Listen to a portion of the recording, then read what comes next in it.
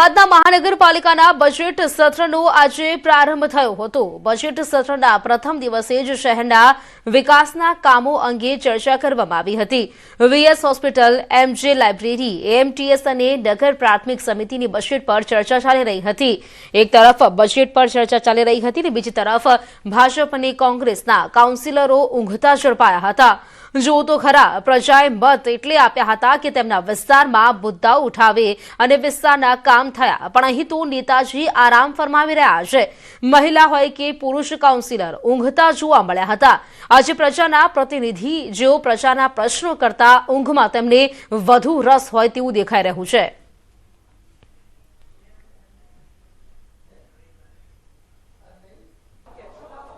મારા ધ્યાનમાં આવ્યું નથી કોઈ સૂતું હોય। હું સવારનો આજ બોર્ડમાં જ બેઠેલો છું, સભાગૃહમાં છું। મારા ધ્યાનમાં આવ્યું નથી કોઈ સૂતું હોય। હું સવારનો આજ બોર્ડમાં જ બેઠેલો છું, સભાગૃહમાં છું। મારા ધ્યાનમાં કોઈ વસ્તુ તો મનપાના બજેટ સત્રનો પ્રથમ દિવસ અને પ્રથમ દિવસે જ આ કોર્પોરેટરો ઊંઘતા જોવા મળી રહ્યા છે, જેના આ દ્રશ્યો પણ આપ જોઈ શકો છો કે તેમને પ્રજાના વિકાસના કામો છે, પ્રજાના જે પ્રશ્નો છે તેમાં કોઈ રસ ના હોય તેવું દેખાઈ રહ્યું છે।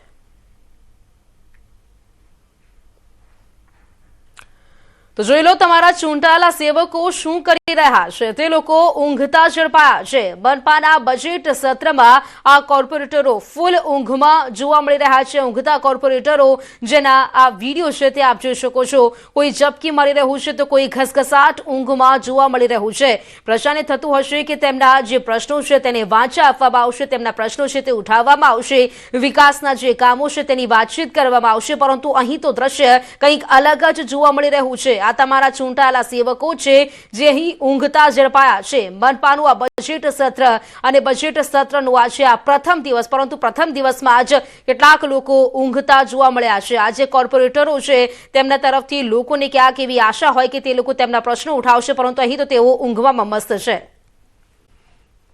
દેવભૂમિ દ્વારકા જિલ્લામાં ખેડૂતો માટે ચિંતાજનક સ્થિતિ સામે આવી છે। ટેકાના ભાવે મગફળી વેચનાર 68,000 ખેડૂતોમાંથી 3,000થી વધુ ખેડૂતોને તેમની મહેનતના પૈસા નથી મળ્યા। જિલ્લામાં કુલ 70,699 ખેડૂતો દ્વારા ઓનલાઈન નોંધણી કરવામાં આવી હતી, જેમાંથી 68,175 ખેડૂતોએ ટેકાના ભાવે મગફળીનું વેચાણ કર્યું હતું। સરકાર દ્વારા કુલ 1,60,626 મેટ્રિક ટન મગફળીની ખરીદી કરવામાં આવી હતી।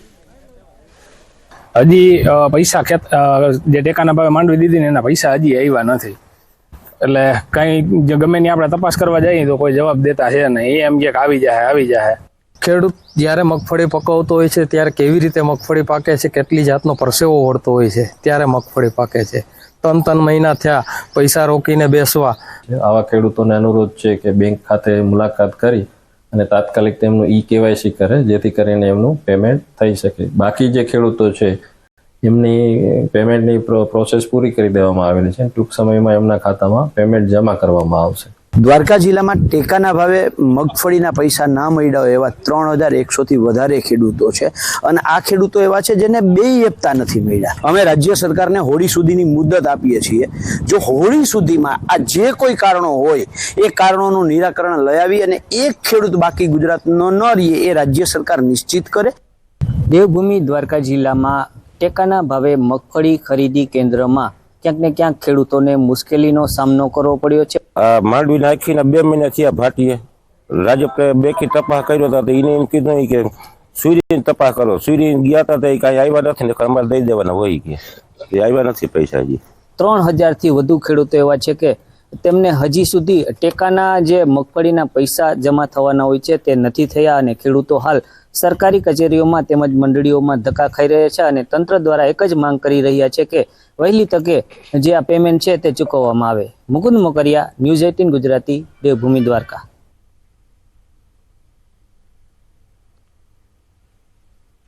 તો કડવા પાટીદાર સમાજના અગ્રણી જેરામ બાપાએ ટકોર કરવી છે। કડવા પાટીદાર સમાજને મિલનમાં તેમણે જે નિવેદન આપ્યું છે કે પાટીદાર બહેનોને બ્યુટી પાર્લરના ઘોડા ઉપાડ્યા છે।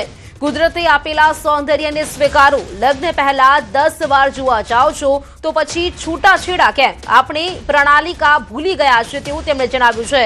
18 થી 20 વર્ષ સુધી સંતાનો પર પકડ હોવી જોઈએ।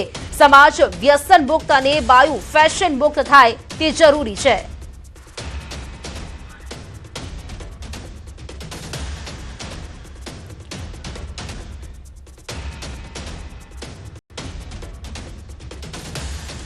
કે દીકરો હોય કે દીકરી હોય 18 થી 20 વર્ષનો થાય ત્યાં સુધી તમારો એના ઉપર પ્રભાવ હોય માનો, એના ઉછેરમાં બરાબર ગંભીરતા લ્યો. આપણે એના ઉછેરમાં ગંભીરતા નથી લીધી, એના આ બધા પરિણામ છે. એના બરાબર એના ઉછેરમાં ગંભીરતા લઈ કે આપણા વિસ્તારમાં છૂટાછેડા થવા જ ન જોઈએ. શું કરવાને થાય?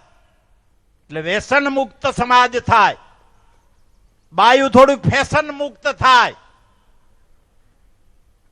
મારા હમ લગ્નમાં તો એવા ઘોડા ઉપાડ્યા હે બ્યુટી પાર્લરના.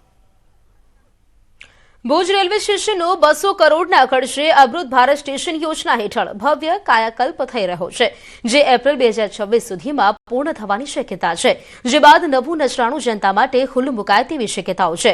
આ સ્ટેશનની ખાસિયત તેનું 8000 ટનનું સ્ટીલ સ્ટ્રક્ચર છે, જે એફએલ ટાવર કરતાં પણ વધુ લોખંડ ધરાવે છે.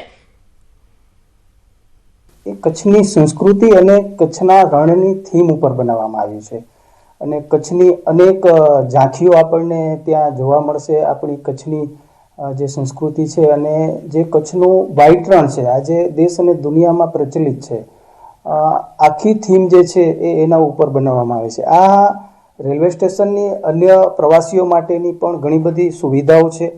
વિશાળ વેઇટિંગ એરિયા, કોન્ફરન્સ, જેમાં ફૂડ કોર્ટ છે, જેમાં રિટેલ શોપ્સની પણ સુવિધા છે. બનાસકાંઠાના ધાનેરા તાલુકાના યુવાનોને અગ્નિવીર ભરતીના ઓનલાઈન ફોર્મ ભરતી વખતે ટેકનિકલ ખામીનો સામનો કરવો પડી રહ્યો છે. ફોર્મમાં જિલ્લો પસંદ કરતા બનાસકાંઠાની જગ્યાએ આપમેળે વાવથરા જિલ્લો સિલેક્ટ થાય છે. તેથી અનેક ઉમેદવારો સાયબર કેફેમાંથી ફોર્મ ભર્યા વગર પરત ફરી રહ્યા છે.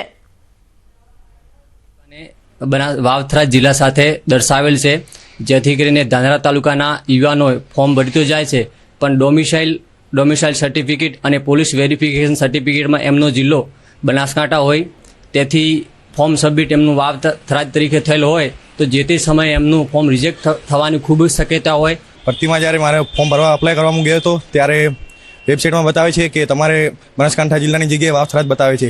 તો સરકારને નમ્ર વિનંતી કરું છું કે થોડા દિવસમાં તાત્કાલિક અમને આ નિકાલ કાઢી આપે.